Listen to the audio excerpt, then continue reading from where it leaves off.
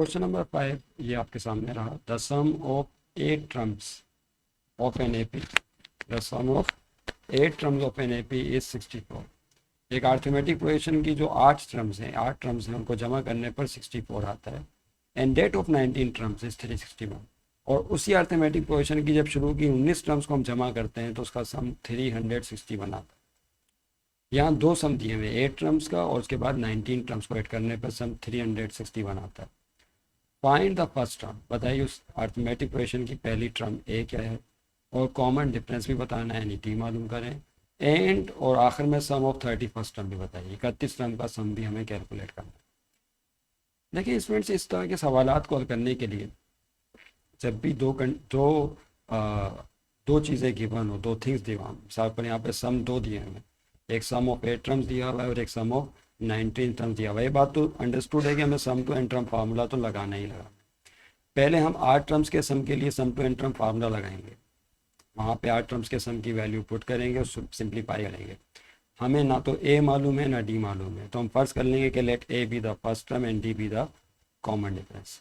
और sum to N term formula first condition पे apply करके एक इक्वेशन बनाएंगे जिसमें ए भी होगा और डी भी होगा। लेकिन जाहिर सी बात है एक इक्वेशन से दो अननोन फर्स्ट टर्म और कॉमन डिफरेंस नहीं निकल सकते। उसके बाद फिर सेकंड कंडीशन दी है कि उसी अर्थमेटिक प्रोजेक्शन की 19 टर्म्स का सम 361 है।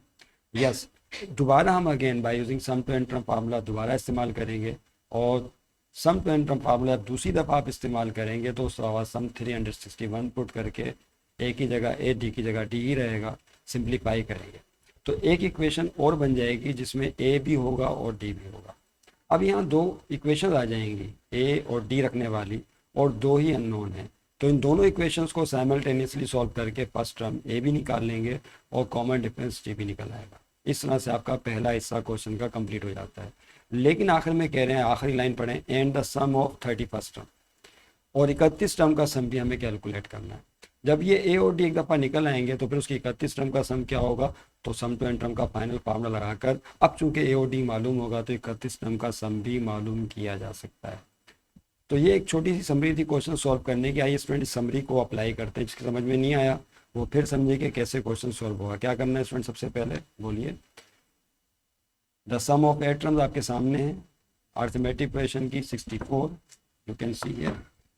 ओके, आइए मैं थोड़ा सा आगे हो जाऊँ। सोल्यूशन में आपने क्या करना है स्टूडेंट, बोलिए। सबसे पहला काम क्या होगा, सॉल्व। सॉल्व की हेडिंग होगी, जाहिर सी बात है। सबसे पहला काम क्या होगा, सॉल्व। ओके, अब आपको क्या मालूम करना है, फर्स्ट टर्म चाहिए, फर्स्ट टर्म को ऐसे शो करते हैं, कॉमन डिफरेंस चाहिए उसको डी से शो करते हैं, फिर आखिर में 31 टर्म का सम चाहिए। तो ये तो खैर एंड में होगा, पहले तो इस मसले को हल करेंगे, ए कैसे मालूम होगा और कॉमन डिफरेंस डी कैसे मालूम होगा। तो सॉल्व करने का कायदा ये होगा कि लेट कर लेंगे, let A be the first term, a be the first term and D be the common difference, and d, ये डी को दो कॉमास के दरमियान लिख रहे हैं, d be the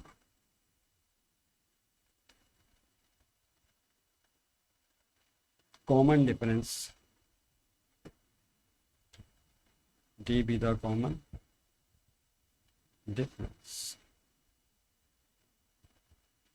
of AP. फर्ज कर लें कि जिस एपी का जिक्र हो रहा है उसकी फर्स्ट टर्म ए है और कॉमन डिफरेंस डी है। ये पता नहीं, लेट करके इसको सॉल्व करने का तरीका है। फिर आपने क्या करना है, फ़ौरन by using sum to N term formula लिखना है, क्योंकि उसको दो दफ़ा इस्तेमाल करेंगे, बल्कि 3 दफ़ा। कितनी दफ़ा स्टूडेंट, 2 दफ़ा नहीं, 3 दफ़ा by using sum to N term formula. क्या लिखेंगे यहाँ पे, by using sum to N term formula मैं नहीं लिख रहा, आप जानते हैं वो sum to N term formula क्या है, n/2, क्या आएगा बोलिए, 2a plus n-1d। Yes, this is the formula, ये फार्मूला जो आपने लिखा। अब क्या होगा, अब कीमतें यहाँ पुट करेंगे जो आपको पता है, लेकिन उससे पहले इसको नाम दे दें फार्मूला नंबर ए का, और यहाँ रुक जाइए। अब उसके बाद क्या होगा, दोबारा क्वेश्चन की तरफ आए। क्वेश्चन में क्या कह रहे हैं, द सम ऑफ 8 टर्म्स, जो 8 टर्म्स का सम है, सम ऑफ 8 टर्म्स। जब मैं सम ऑफ 8 टर्म्स कह रहा हूँ तो इसके साथ क्या लगा दें, 8 इज इक्वल टू, क्या दिया हुआ है बोलें, 64। इसका मतलब है कि जो सम ऑफ 8 टर्म्स हैं वो 64 की बने। तो आपकी पहली हेडिंग यही होगी, for S8 is equal to 64। ये आप एक हेडिंग डाल दें, फॉर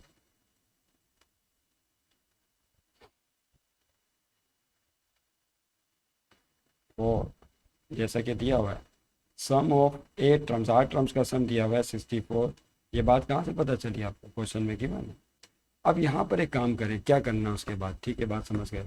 याद रहे कि एस के साथ जो चीज़ लिखी जाती है, तवज्जो रहे, ये इंपॉर्टेंट बात होने वाली है। एस के साथ नीचे जो नंबर लिखा जाता है, ये 8 लिखा हुआ है, ये असल में एन की वैल्यू होती है। किसकी वैल्यू होती है, एन की। तो इसका मतलब है कि यहाँ पर एन की वैल्यू कौन है, 8। इस हेडिंग में एन की वैल्यू, इस हेडिंग में 8 है। इस एन की वैल्यू 8 को हम यहाँ पुट करेंगे क्वेश्चन नंबर ए। क्या लिखेंगे बोलिए, put n is equal to 8 में। यार यहाँ कलर चेंज कर दूँ तो ज़्यादा बेहतर रहेगा। Okay, put n is equal to, okay, कहाँ, इक्वेशन ए में, इक्वेशन ए में पुट कर दीजिए इसे। ओके, आइए इक्वेशन ए में पुट करें। जिन तलबा ने चैनल सब्सक्राइब किया, लाइक किया, शेयर किया, पॉजिटिव रिमार्क्स कमेंट्स किए, बहुत बहुत शुक्रिया उन तमाम स्टूडेंट्स का कि जिन्होंने सराहा। Okay, thank you very much, so much, thank you so much. देखिए अब जहाँ जहाँ एन आ रहा है वहाँ पे आपने 8 लिखना है सिर्फ। कहाँ कहाँ एन आ रहा है बोले, यहाँ एन की जगह 8 आ जाएगा, यहाँ एन की जगह 8 आ जाएगा, और यहाँ एन की जगह 8 आ जाएगा। बाकी ना ए पता है आपको, ना डी पता है अभी फिलहाल। तो यहाँ पे देखिए क्या होगा स्टूडेंट, तवज्जो रहे, एन की जगह आया 8 इज इक्वल टू एन की जगह 8/2, 2 मल्टीप्लाई बाय ए की जगह 4, ए की जगह तो यही रहेगा, प्लस एन माइनस 1, एन की जगह फिर 8 आएगा -1, और फिर कौन है, डी की जगह डी ही रहेगा। नहीं समझे बात को। तो यहाँ पे सिर्फ 3 जगह एन की जगह 8 आपने पुट कर दिया, डेट्स इट। उसके फ़ौरन बाद देखिए आप एक चीज़ आपको अंडरस्टूड बात है, वो क्या कि यहाँ पर जो S8 आपको नज़र आ रहा है, ये सम कितना दिया हुआ है बोले, S8 सम दैट इज 64। तो अब यहाँ पे पुट कर देंगे एस, क्या बोलिए, put S8 is equal to 64। ये बात कहाँ से पता चली, ये क्वेश्चन में गिवन थी, गिवन है, वहाँ से पता चली। तो यहाँ पर S8 की जगह क्या आ जाएगा बोले, 64। हेडिंग में आप देख सकते हैं क्वेश्चन में गिवन है। तो देखिए स्टूडेंट क्या होगा, यहाँ पे 64 अपनी जगह रहा, ये 64 आ गया इसकी जगह। उसके बाद बारी है कटिंग की, तो 2 1 द 2 एंड 2 4 द 2 के टेबल से आपने काट दिया। तो क्या बचेगा यहाँ पे स्टूडेंट्स बोलिए, 4। और उसके बाद देखिए यहाँ क्या होगा, 2a अपनी जगह प्लस 8 में से 1 को माइनस करें। जब आप 8 में से 1 को माइनस करेंगे दिस विल गिव यू 7, तो 7 आ जाएगा। तो यहाँ आ गया 7, साथ में मौजूद है 3। अब देखिए यहाँ 64 और 4 बताया था पिछली वीडियो में भी कि अगर ये किसी नंबर से कट रहे हैं, कॉमन नंबर से, तो काट दें। यस 4 के टेबल से कट रहे हैं, 4 1 द 4 और 4 1 द 4, 2 इधर कैरी होगा, 24 बना, 4 6 द 24, तो 16 आएगा। तो यहाँ पे हमने क्या किया, इस इक्वेशन में डिवाइड बाय 4 कर दिया, दोनों तरफ 4 से डिवाइड कर दिया। ये काम आपको इसी तरह करना चाहिए, बात पिछली वीडियो में भी ये बात डिस्कस की थी। तो 16 इज इक्वल टू, अब देखें यहाँ पे क्या बचेगा स्टूडेंट्स, 2a + 7। ओके, ये आपके सामने।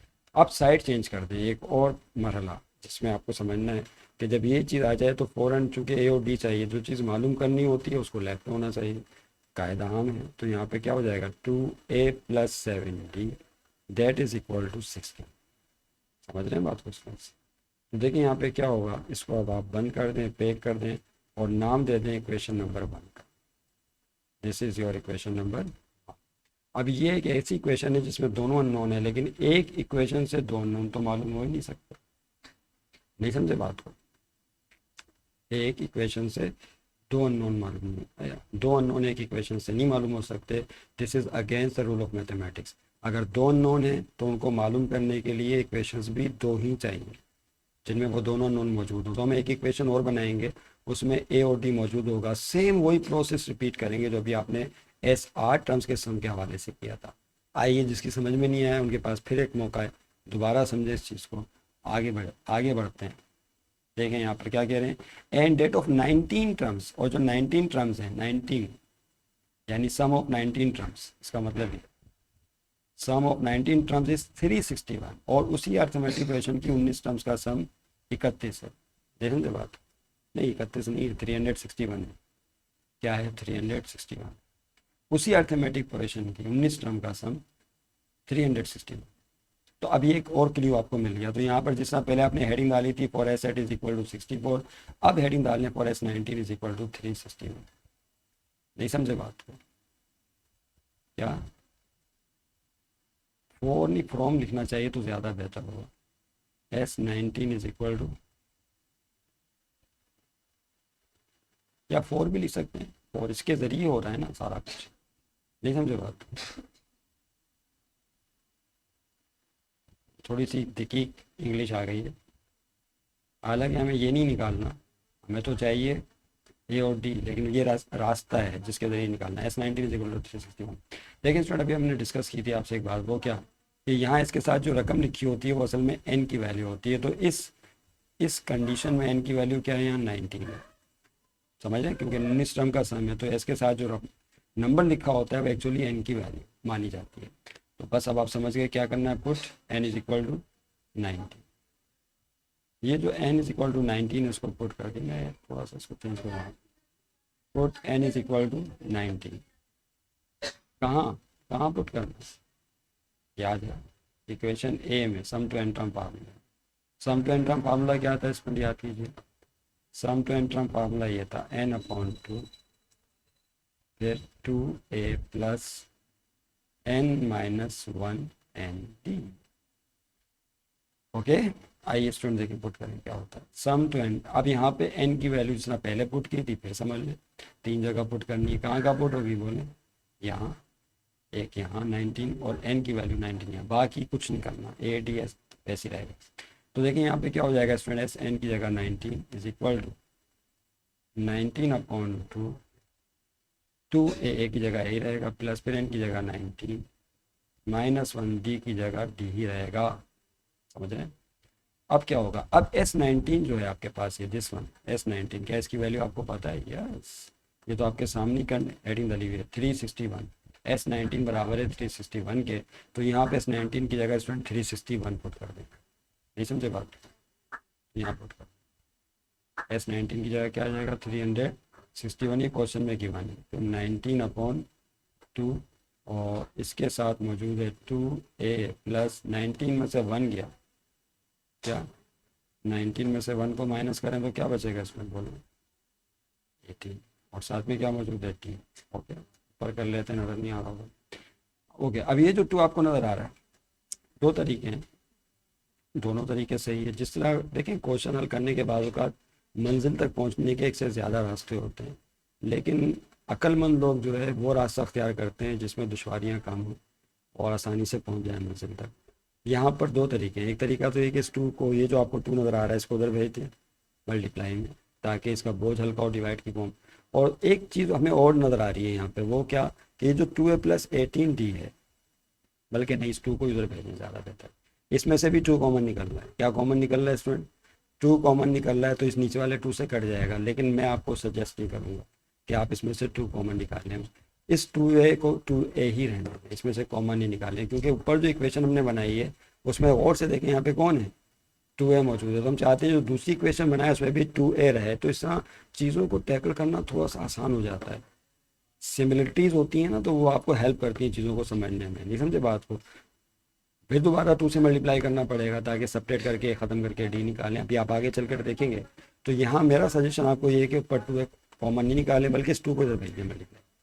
ये जो आपको 2 यहाँ नज़र आ रहा है, इसको दूसरी तरफ मल्टीप्लाई में भेजिए, 361 मल्टीप्लाई 2 और इज इक्वल टू 19, और साथ में मौजूद है 2a प्लस 18d, इसको मैंने वैसे किया। अब देखिए यहाँ पे 361 और 19, ये एक 19 के टेबल से कट रहे हैं। कैलकुलेटर उठा लें, 361 लिखिए कैलकुलेटर पर, अपने शाबाश जल्दी लिखो। चैनल सब्सक्राइब कर दिया ना? नहीं किया? पहले लाल बटन दबाओ, उसके बाद कैलकुलेटर के बटन दबाना। 361 डिवाइडेड बाय 19 से डिवाइड करें तो 19 आता है। लेकिन जब बात, इसका मतलब ये हुआ कि इस इक्वेशन में ये जो 19 नज़र आ रहा है आपको, कौन सा वाला, ये 19 और ये 361, ये दोनों 19 के टेबल से कट हैं। देखो मैं ये काटूँ, 19 1 ज़ा 19, और 19 को 19 से मल्टीप्लाई करते हैं तो 361 आता है। तो यहाँ पे हमने 19 के टेबल से दोनों तरफ डिवाइड कर दिया। आप चाहें तो यहाँ लिख लें डिवाइड बाय 19, लेकिन ये अजीब चीप सा लगता है, ये बचपन में करते थे इस तरह साइड में लिखना और ये सब करना। नहीं समझे बात हुआ? ओके, तो 19 बचेगा और 2 बचेगा यहाँ पे, 19 मल्टीप्लाई बाई 2 और is equal to 2a plus 18d। अब 19 को 2 से मल्टीप्लाई करेंगे तो क्या हो जाएगा बोलो? 19 दूनी 38, 2a प्लस 18। साइड चेंज करना है, क्या करना होगा? साइड चेंज करनी होगी, तो 2a plus 18d is equal to 30। This is your what equation number, इसमें बंद, इसके जरिए कहाँ गया वो ये, इसको आप डब्बे में बंद कर दो। इक्वेशन 2, अब ये आपके सामने दो इक्वेशन आ गई। एक इक्वेशन 1 है, उसमें भी ए डी मौजूद है, और इक्वेशन 2 में भी ए और डी मौजूद है। How to solve this, how to handle this situation? अब दो अननोन और दो इक्वेशन हो, तो कायदा ये है कि दोनों को साइमल्टेनियसली सॉल्व करके ए भी निकाल लेंगे और डी भी। अब उसका कायदा क्या होता है? उसका कायदा है कि जब दो इक्वेशंस को सॉल्व करते हैं तो कायदे बहुत सारे हैं। सबसे आसान कायदा ये है कि किसी एक अननोन को आप जो है ऐड या सब्ट्रैक्ट करके ख़त्म कर दें। अब वो बात यहाँ काम आएगी जो बताई थी कि 2 कॉमन क्यों नहीं लिया। देखें यहाँ पर 2a मौजूद है इस इक्वेशन 1 में, और इक्वेशन 2 में भी 2a मौजूद है। अगर दोनों इक्वेशंस को सब्ट्रैक्ट कर दिया जाए तो 2a और 2a कैंसिल आउट हो जाएगा, तो इक्वेशन बनेगी जिसमें सिर्फ d होगा, तो आप d निकाल सकते हैं। जब d निकल आए तो उसे इक्वेशन 1 या 2 किसी भी एक में पुट करके, मन चाहिए इक्वेशन में पुट करके a निकाल लेना। नहीं समझे बात को? क्या कर रहे हैं? सॉल्विंग इक्वेशन 1 एंड 2, यहाँ लिखिए सॉल्विंग इक्वेशन 1 एंड 2। बाजू का इतना अच्छा चलता है, बाजू का इक्वेशंस 1 एंड 2, 1 और 2 को बायमी तौर पे हल करके हम क्या कर रहे हैं? एड निकालेंगे। इक्वेशन 1 लिखिए पहले। इक्वेशन 1 कहाँ पर है स्टूडेंट? ये रही 2a, ये वाली equation 2a plus 7d is equal to 16।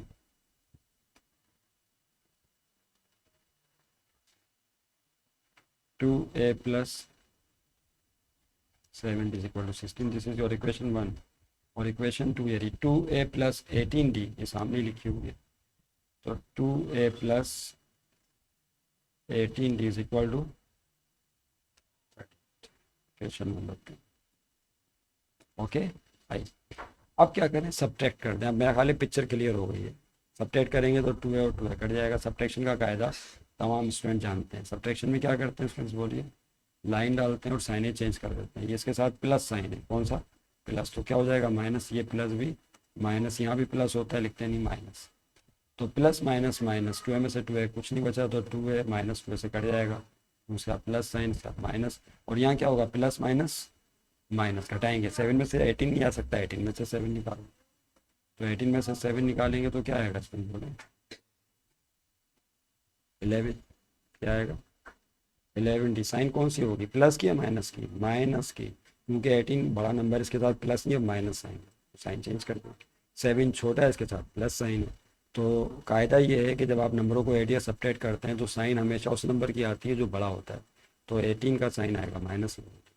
और यहाँ भी देखें क्या होगा स्टूडेंट, तवज्जो है, ये इसके साथ कौन सी साइन है? प्लस की, तो प्लस माइनस माइनस घटाएंगे। 38 में से 16 निकालें, क्या बचेगा? 22। और बात वही है कि माइनस का आएगा। उसके बाद देखें क्या करेंगे, दोनों तरफ माइनस मौजूद है तो उसको काट सकते हैं, तो ये माइनस इस माइनस से कट जाएगा। ओके, तो क्या रह जाएगा स्टूडेंट बोलिए? 11d, 11d, और यहाँ क्या बचेगा? 22। ओके, अब क्या करेंगे? अब दोनों तरफ 11 और 22 कट रहे हैं एक टेबल से, तो काट दें। क्या हो जाएगा? 11 1 ज़ा 11 और 11 2 ज़ा 22, यहाँ 11 से दोनों तरफ काट दिए, डिवाइड कर दिया। तो देखिए स्टूडेंट क्या होगा, तवज्जो रहे, यहाँ पे 1d बचेगा, सिर्फ इसको सिंपली d लिख सकते हैं, और ये आ गया 2। तो ये आप d की वैल्यू पहले आपने निकाल ली। ये क्या निकाला है? सी इज रिक्वायर्ड कॉमन डिफरेंस, एक जवाब आ गया। 30 में d पहले निकला है, आसानी इसी में थी, रिक्वायर्ड कॉमन डिफरेंस। आपको याद है क्या क्या निकालना था या भूल गए? फर्स्ट टर्म चाहिए थी a, कॉमन डिफरेंस चाहिए था, रिक्वायर्ड कॉमन डिफरेंस। समझ रहे बात को? याद, पहला जवाब आ गया। क्या क्या चाहिए था स्टूडेंट? फिर से देख लो, आपको फर्स्ट टर्म निकालनी है, कॉमन डिफरेंस, डी निकालना है, और फिर 31 टर्म का सम आखिर में दोबारा फिर निकालना है, लास्ट में, दोबारा नहीं, ये भी एक क्वेश्चन है। अब डी तो निकल आया, इसकी इसका तो मसला हल हो गया। अब बारी किसकी है कि अब डी की जो वैल्यू 2 आई है इसको या तो इक्वेशन 1 में पुट कर दें या डी की जगह, या 2 में पुट कर दें, किसी भी इक्वेशन में पुट कर दें, ए की वैल्यू निकालेंगे तो सेम निकलेगी। ओके, तो हम डी की वैल्यू को पुट कर रहे हैं कहाँ पर, स्टूडेंट बोलें कहाँ करें, put d is equal to 2 in equation 1 में पुट कर देते हैं। इक्वेशन 1 याद है या भूल गए? इक्वेशन 1 देखिए इम्प्लाइज डेट, यस इक्वेशन 1 ये 2a plus 7d is equal to, इसमें 60 में चेक कर लूँ, ये 2a plus 7d is equal to 60। आइए स्टूडेंट इसमें कीमत पुट करें तो देखिए यहाँ क्या हो जाएगा, 2a मालूम करना है, a की जगह a रहेगा प्लस 7 और इस d की जगह क्या आएगा, इस d की जगह आ जाएगा 2 इज इक्वल टू 60। अब देखें क्या होगा, 2a प्लस 7 को 2 से मल्टीप्लाई करें, बच्चा बच्चा जानता है 7 टू द 14 होते हैं, तो इसकी जगह आ जाएगा 14 इज इक्वल टू 60। अब क्या होगा, अब होगा ये कि 14 को उधर शिफ्ट कर दीजिए तो सब जाके माइनस हो जाएगा, क्योंकि ए के साथ जुड़ी रकमों को अलग करना होता है ए ताकि मालूम हो सके। तो देखिए यहाँ पे क्या होगा स्टूडेंट, फिर से तवज्जो है, 2a और इज इक्वल टू, ये प्लस का 16 राइट हैंड साइड पे पहले से मौजूद है, प्लस 14 जब वहाँ जाएगा तो माइनस का 14 हो जाएगा according to rule of math. अब देखिए क्या करेंगे, तवज्जो है, 2a इज इक्वल टू 16 में से 14 गया तो आ गया 2, दो तरफ किससे डिवाइड हो रही है रकमें, 2 से, तो 2 1 जा 2 एंड 2 1 जा 2 डिवाइडेड बाय 2, तो a की वैल्यू आ जाएगी 1, a is equal to 1। Yes this is your first term, क्या आ गई है, रिक्वायर्ड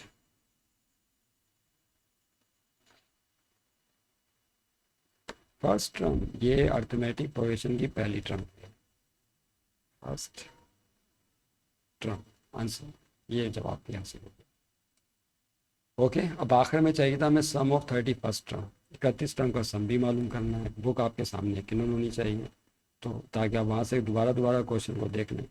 अब 4s31 31 टर्म का सम चाहिए, तो अब देखें यहाँ पर अब हम लेस होके जा रहे हैं, यानी हमें पता है ए क्या है, हमें पता है डी मालूम है, हमें एन 31 टर्म का सम चाहिए। यस अब आप निकाल सकते हैं, तो यहाँ क्या क्या पुट करेंगे बोलिए, क्या क्या पुट होगा बता सकते हैं, कौन सा कलर में पुट, ये कलर मज़ा नहीं कर रहा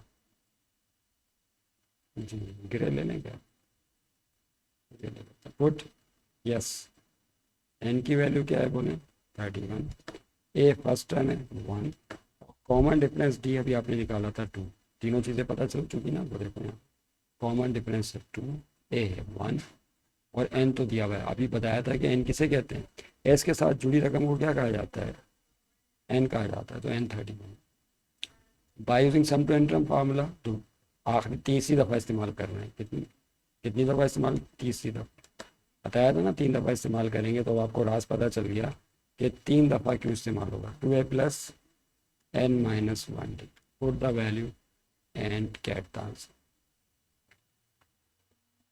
ओके, देखें स्टूडेंट क्या होगा, तो सम ऑफ n की जगह क्या आएगा, n यहाँ पे भी n और यहाँ पे भी n है, n की जगह तो 31 आना ही आना है, तो ये आ गया, फिर 30 n की जगह 31/2, फिर 2 मल्टीप्लाई बाय a की जगह क्या आएगा, a की वैल्यू थी 1, तो उसकी जगह आ गया 1 प्लस, फिर n की जगह यहाँ पर 31 माइनस, और उसके बाद कौन है d, तो d की जगह क्या पुट करेंगे 2, यू कैन सी है, तो d की जगह आ जाएगा 2।